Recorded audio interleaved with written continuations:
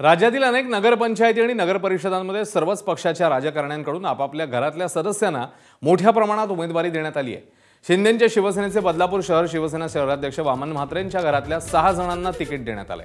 वामन म्हात्रे यांच्यासह त्यांची पत्नी, भाऊ, मुलगा, भाऊजय, भाचा अशा एकूण 6 जणांना घरातल्या शिवसेनेचं तिकीट मिळाले। वामन म्हात्रे यांचा भाऊ तुकाराम म्हात्रे, भाऊजय उषा म्हात्रे, मुलगा वरुण म्हात्रे, पुतण्या भावेश म्हात्रे यांना नगरपरिषद निवडणुकीसाठी उमेदवारी मिळाली आहे। 2015 मध्येही वामन म्हात्रे यांच्या परिवारातल्या 4 जणांना उमेदवारी देण्यात आलेली।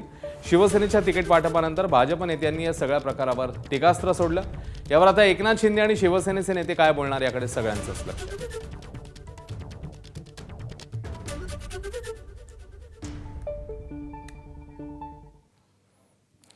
तर वामन म्हात्रेंच्या कुटुंबातले एकूण 6 उमेदवार हे निवडणुकीच्या मैदानात आहेत, ज्याच्यामुळे आता चहूबाजूने कदाचित टीका होऊ शकते, कारण भाजप नेत्यांनी या प्रकारावर एक प्रकारे टीकास्त्र सोडलेलंच आहे। आता इतर पक्ष नेमकी काय भूमिका घेतात, यावर काय मत मांडतात पाहणं महत्त्वाचं आहे। बदलापूरमध्ये भाजपने यावरून टीका केलेली आहे, कारण एकाच घरातल्या एकूण 6 जणांना उमेदवारी देण्यात आली आहे।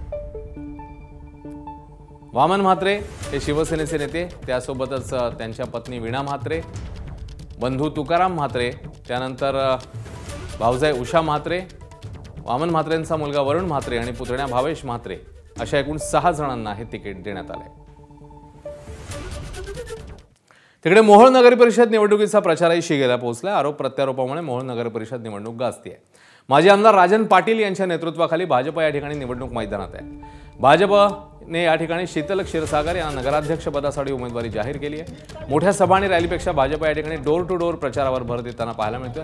प्रत्येक वाड्या वस्त्यांवर जाऊन उमेदवार केंद्र राज्य शासनाने केलेल्या कामांबद्दल माहिती सांगतात। एबीपी माझा, उघडा डोळे बघा नीट।